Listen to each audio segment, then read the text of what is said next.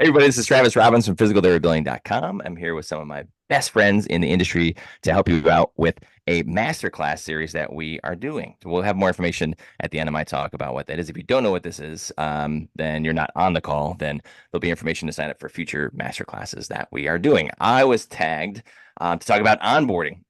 I've been changing some things that I do with recruiting and onboarding that I'm going to show you guys some new stuff. So even if you guys, I've got coaching clients on here, we've got billing clients on here. You've heard me talk about some of this stuff before, but there's going to be some new stuff for you today that I've actually been trying out with Brent, which is one of my coaching clients on the call. So let's get started. Delivering on the recruiting promise. So this covers so much stuff. When you recruit somebody, guess what? You are putting out your best foot, and it's like you're going to promise all these things. If you talk to new grads, and we talk to tons of new grads in our area, in terms of job placement, we don't place all of them. Like not all of them end up being PTs here, but I feel it's my responsibility, typically because most of the people that are applying with me were either an aide with me before, so they've already been in an organization, or they were a student here. So it's my responsibility. If they're in my organization in some capacity, I take some feeling of responsibility for placing them in the best place that they can get. Sometimes that's not with me because they have different goals, which we'll talk about. But when I'm talking to these grads, a lot of times I will hear that they were promised kind of the moon and the stars, and they just got sat in the corner with a laptop and was cranking out visits. So if you're going to make promises on your recruiting kind of path, then you got to be able to deliver on that. So we're going to talk about that today. Here's what we are facing from Indeed. I got this morning from Indeed. There's 13,000 new graduate PTs that are coming out every year. So as you guys know, they all come out different times of the year. We just had a big graduation cycle here, but it really, I mean, we have some in the spring, we have some in the summer, we have some in the winter. They're always kind of not too far away from graduation. Then they got to take their boards. But 13,000 new PTs are graduating. In 2021, there were 238,000 jobs in the US for PT. Now that covers everything, right? So inpatient, outpatient, skilled nursing, all of that stuff. And what they're saying there, and in a lot of other places I found, is the growth rate is ridiculous. Like a 17% growth rate on jobs is not normal. I would challenge you to find another job where you can find something 17%. I tried and I couldn't find anything that high. So here's what that boils down to.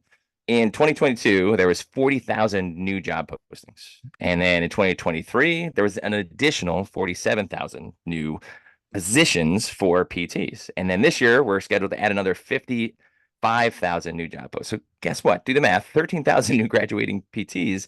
There's all these openings.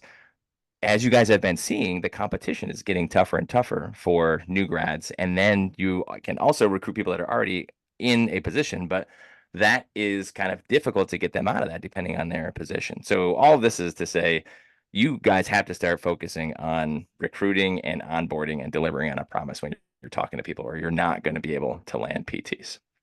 So, anybody ever seen Dan Pink's TED Talk about kind of workplace engagement? If you haven't seen that, I wouldn't say stop this now if you're watching a recording, but at the end of this, you got to go watch this. TED Talk, really quick. It's one of the most powerful TED Talks I've ever seen. So do this as part of our onboarding and recruiting process. So at some point during the recruiting process, because I take responsibility for finding the right place for these people, I get on a whiteboard and I write 3 circles. So it's these 3 circles right here. I could not find autonomy, mastery, and significance is what you're going to hear in that TED Talk. They keep putting purpose in here, but it's kind of the same thing, just a different word. So these are the 3 things that people want in a new job. And this covers every single job, whether you're a physical therapist or you're picking up garbage somewhere. It's every job in the industry. That's what he talks about. But for physical therapy, it's really important. Autonomy is kind of, am I getting micromanaged? Like, is someone going to look over my shoulder and try to manage everything that I do? Mastery is, are you giving them an opportunity to get really good at what they do, whatever that is? For us, it's physical therapy. So are there things that you're doing to improve their clinical skills, which your new grads are going to be really into that, right? So mentorship programs, fellowships, that kind of stuff. And then significance or purpose is, what is the point of me working here? I drove past 15 PT clinics on the way to get to this interview. What is our purpose here, or the significance of what I'm going to be doing if I become a PT in your organization? So a deeper dive on what we're looking for looks something like this. This is a combination of something I've been doing for a while and something I saw recently. So this is a sheet that I will have them fill out at the end of the interview process. So our interview process really quickly is a core values interview, So they will do a 30-minute interview with me. I still interview every single person that comes into my organization. We have under 40 staff right now, somewhere around 40. So it's not too cumbersome to do that. And I still feel like that's a really important job for me to do, is just make sure I'm the first point of contact in terms of interview, no matter if you're an admin position or if you're a clinical position. So we'll do that 30 minutes. And then if they pass that process, then they go on to the working interview. So the working interview is no matter what position they are, they come in and they kind of shadow that position in our organization. And we always tell them this interview is more for you than it is for us. If you're going to sign up for a job here and we're going to invest a lot of time, money, effort in training you, we want you to make sure that you understand what you're going to be doing. So spend as much time as you want on the working interview. We've had people spend a whole day at a working interview. Minimum is usually like 4 hours.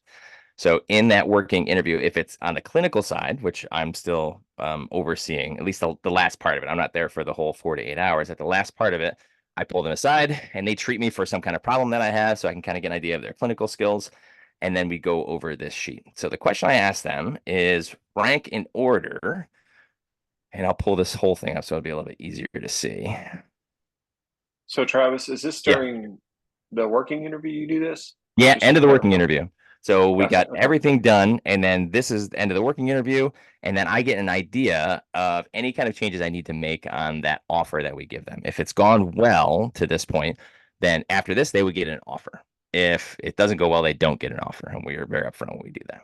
So a question I've been asking for a long time is rank in priority order 1 to 5 the most important things for you in your next job. So for a new grad, this might be their first job, but for your next job when you're interviewing somebody.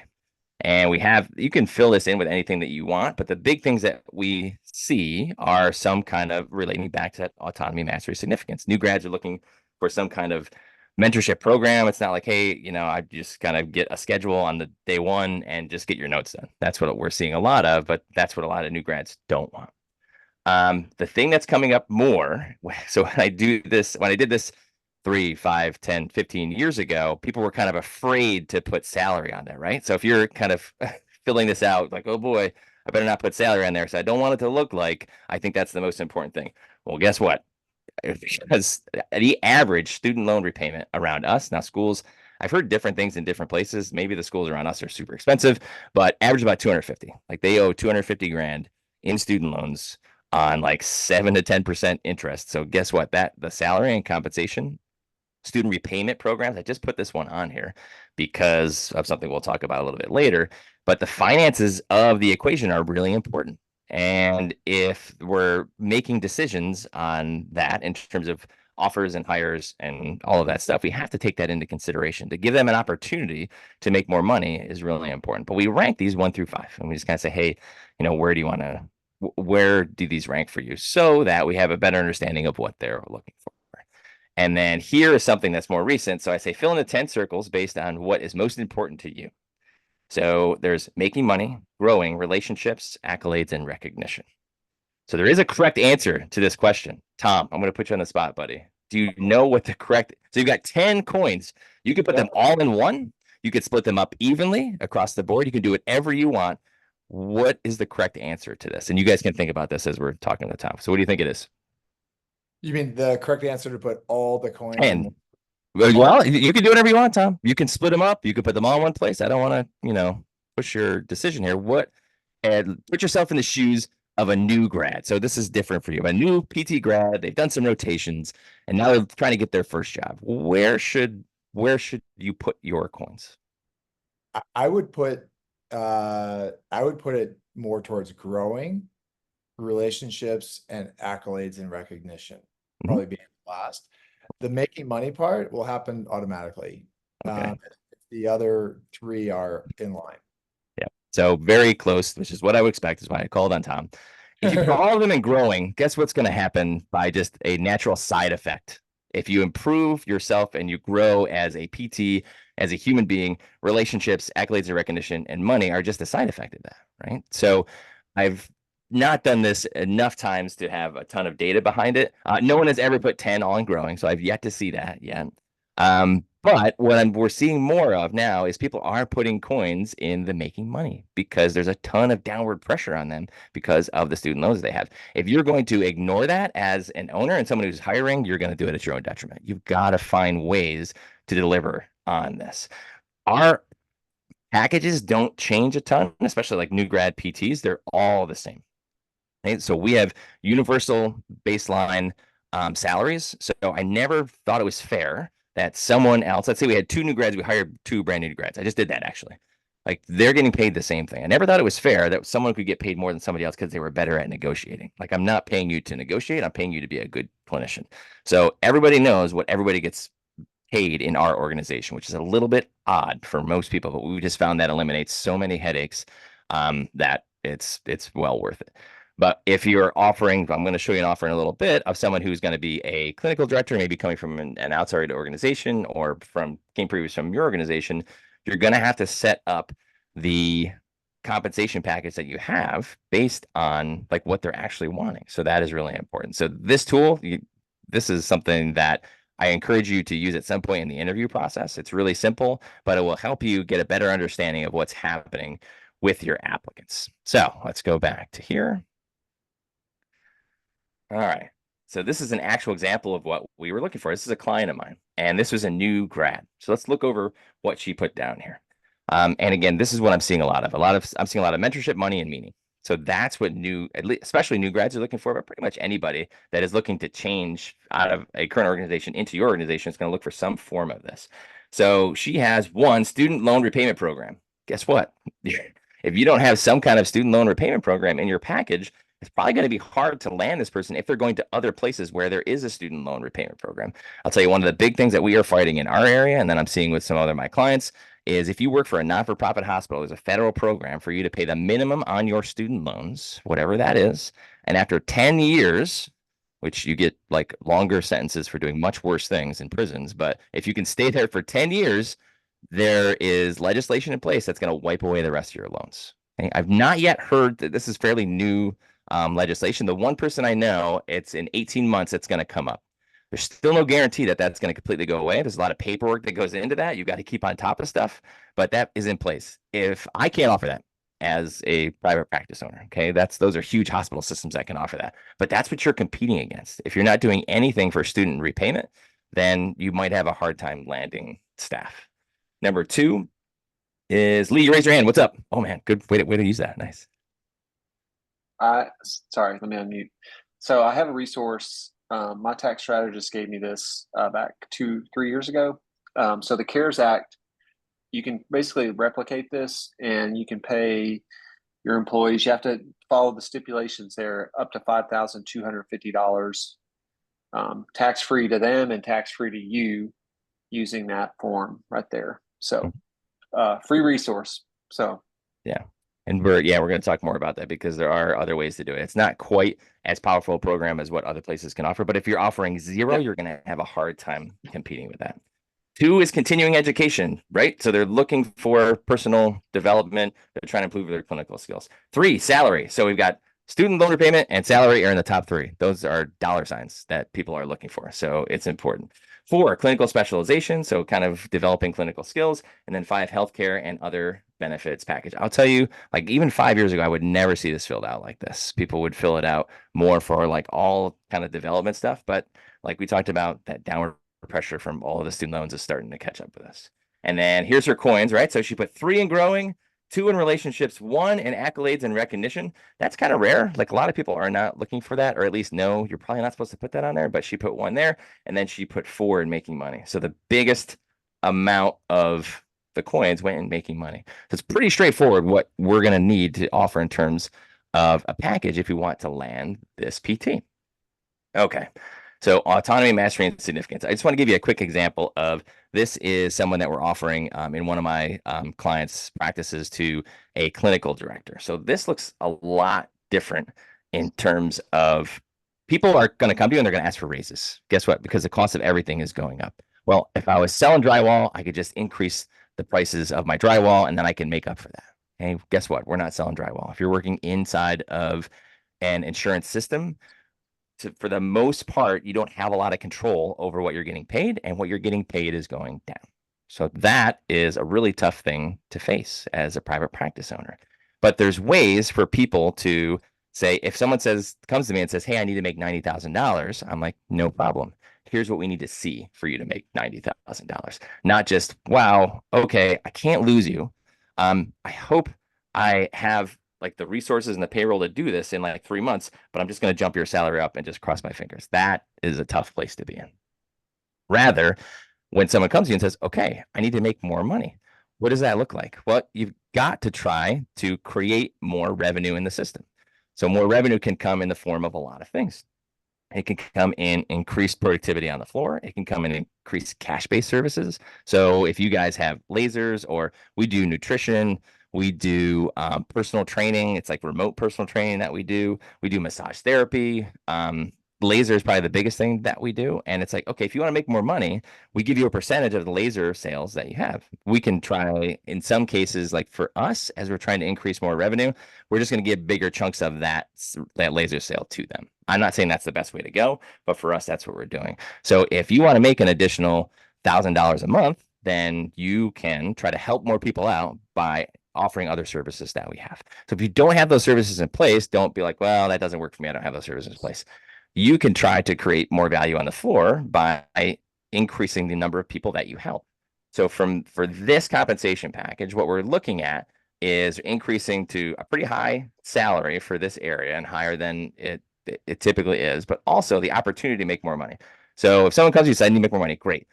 In our clinic, if you're going to run the clinic, then you need to try to improve some kind of metric. For us, normally, I would not tell you to make it based on visits, because that can bite you in the butt. Like if they just see more visits, but they're not doing as much physical therapy, you're not getting reimbursed as much, you could see more visits without an increase in revenue, and that can cost you. This is a client of mine. I know he's got this stuff dialed in, so we're safe doing this because I know the systems that are inside his business. But basically, if he can kind of get his visit numbers up to this amount, then he can hit higher bonuses and bring more money home for his family. So that is like its own topic. I know we've had lots of requests for like bonus structure type stuff, but that's a really long conversation. But it can't be, what you have to walk away from this slide knowing is, somebody asked me for a $10,000 raise. I'm just going to give him $10,000 because I don't have any other options. And if I lose this PT, then it's going to be a disaster. And then I hope that I can afford to pay them. Got to put things in place to make sure that you have the revenue to actually pay that person. Okay, so now that is part of the recruiting process. We've talked to them, we've interviewed them, we've created a package for them and handed it to them, and then now this is the onboarding stuff. I said this thing was going to be about onboarding, and I, 15 minutes through, and I haven't even gotten the onboarding yet. But here it is. Once they've signed up and they're there for their first day, man, you've got to make that a big deal. So for us, there's a couple things that we do on the first day when they come in for their shift. If it's, I try to do everything, but I do have some help on the admin side. Certainly for clinical on their first day, when they come in, there is a couple things that they have. The huge balloons arrangement. This might seem goofy, and you're like, why are you handing balloons to people? When someone comes into their first day of work, when they go home, no matter who they're going home to, what's the first thing that that person at home is going to say? How was your first day at work? You want that answer to be like, this was nuts. Like, I've never seen anything like this before or heard about anything like this before. Here's what happened. There was a huge balloon arrangement. So I have this person in our town. You can find one in your town that does balloon arrangements. You don't have to do a balloon arrangement either. It could be anything. Don't get distracted by the balloons. But they usually have to leave it at work because they didn't bring a car big enough to put the balloons in. But we take a picture of them, put it in our social media, we put it in our yearbook, which is something that we have. And then we send it out to our entire staff and say, hey, please welcome Donadino to our team, whatever that is. So balloons, Wow Box. Wow Box is just their gear, right? So on Fridays, we wear t-shirts, pullovers, like it's dress down day. So they have to have something to wear on Friday. If we got any other stuff that's going on, mugs, that kind of stuff, we'll put that in there. There's a book that goes in there, 5 Dysfunctions of a Team. I write an inscription in there, and then we have a meeting in 30 days. I say, you got to read this book in 30 days. If you don't read this book, it is going to be a struggle for you to kind of incorporate yourself into what we do, because these are the principles that we have. There's other books that we have, but that's kind of the first one. And then favorite drink or lunch. So if they fill out a ton of surveys as part of the onboarding process, and we try to find out more about them before they come in for their first day, because we want that to be there. And then we go over the Everest mission, which I'll go over in a second. But you really have to have them walking away. And when anybody says, hey, how's the new job? That's the first thing they're going to say, because they're going to identify with that. So Everest mission. So a lot of you guys have seen this. I just had a client that I started, and he went into the online learning platform and did this without me even doing anything. And I was blown away because he's like just a quick start. But what this is just kind of a 1-page sheet that explains where we're going. Like, why is this person this it can be part of the recruiting process, but once you've got them here, they have to have a compelling mission to kind of push towards. If it's just PT and we're just treating patients and we're just like every other place that's in town, it's going to be hard to retain people. So part of this recruiting and onboarding is retention too. Like when you lose people, it's very painful, expensive to start over. So you want to make sure that you have a compelling mission. So I'm not going to go through this whole thing, but it's basically if someone's asked you, hey, what's it like working at this organization? Like they should be able to like produce this, like show you what's going on. And then I spend at the end of the day, I'll spend an hour with them kind of going through this. And it's really kind of getting them on my team. Like, hey, like at some point, we're going to see 2,000 visits a week, 145 new plans of care, and we're going to have 34 therapists here. I don't know what that looks like. That's crazy. Those numbers are nuts. It doesn't matter. You don't have to understand what that looks like. I don't have to understand what that looks like. I just have to know what the next 90 days looks like. I need to get 90 days closer to this. Are you ready? Like, can you help me out with this mission? And you want them like fired up when they're leaving that meeting. So people, I had a client say, hey, am I doing something wrong? I have a client that's having just a lot of issues. And I think a lot of people are with PTs leaving because there's an increase in the amount of salary needs for people. And guess what? Hospitals have more money than we do. So if you're not having people leaving for higher salaries, it's going to start. So when this client I had was struggling with that, am I doing something wrong? I said, well, I don't know if you're doing anything wrong, but I think people need something compelling. Like the people, and this is going to sound like super self-serving and not even realistic. My clinical directors are never going to leave here. Like they're just never going to leave here. So that, like my executive level of what's going on, they're bought into eventually becoming partners. Even if we do sell, which we're not planning on doing that, they're going to get a share of that. So they're locked in. You have to find some capacity to do that with everybody in your organization, or you're going to see people leave over like $2 or $3 an hour. Once you get them through the first day, so you kind of have an idea what the first day is, we get them real fired up. We just did this on Monday because I just started a new PTA and he's really excited. Now it gets into the hard part. So clinical skills development and documentation. If there's two places that, especially if you haven't been in our organization, you're going to struggle with, it's like, are you going to treat the same way that we treat? Because if you're having patients going from place to place in terms of like clinician to clinician, you don't want a drastically different experience when that happens. So this is what we use. And again, this is like a whole nother talk, but I just want to give you an idea. And you don't have to do exactly the way I do it. If you just took like part of this and said, I've got some tool to have them go from not being a clinician with me and at some point being just like every other clinician, there's a lot of different ways to do it. I'll tell you the wrong way to do it, which is the way that I did it, is like, hey, just like spend a lot of time next to this person on the floor. And then eventually osmosis will happen and then you'll just become the same clinician. It's really tough. Some people can do that, but most people cannot. If you don't have a clear path to how to do it, then you're going to struggle. So for us, we have different units. So we go body part focus. Like in the beginning, we see a ton of spine. So if you can't treat spine, you're going to struggle until you can. So we've kind of started out there. Metrics focus. So we've, again, talked about this in the recruiting and onboarding process. We're going to hold you accountable to metrics. You have to hit the same numbers that everybody else here hits. If you don't hit them, it doesn't mean you're a bad person, but you're not going to be here very long. Arrival rate, units per visit, graduation rate. You guys have all seen that stuff if you've heard me talk before. And then weekly concept, like the patient journey, communication, successful rehab plan, setting patient goals. Like that's the first thing. Brent should be nodding his head right now because we were going through a ton of this stuff. Like you have to know how to do this if you're in an organization or it's not going to go very well. And then you got to give them resources. There are hours and hours of videos in here of specific manual techniques, resources like our successful rehab plan, like knowing how to use this thing. This is a lot. Once they've kind of gone through the resources, all right, I read over this thing. I haven't had a ton of training on it, but I read it over. That's what the clinician checks in.